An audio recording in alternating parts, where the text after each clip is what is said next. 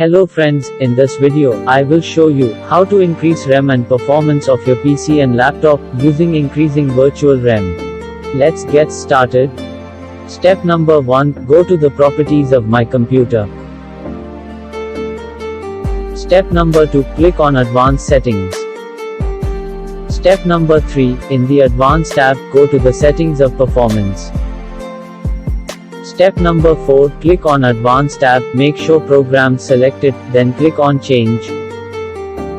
Step number 5, uncheck Automatically Manage, and click on None Drive, and select Custom Size.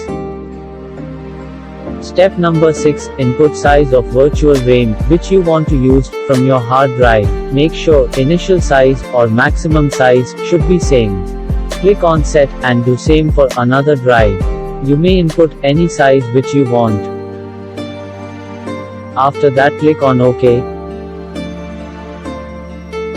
Click on Apply and then OK. Done. Now restart your computer and see the difference. Video देखने के लिए शुक्रिया. Thanks for watching.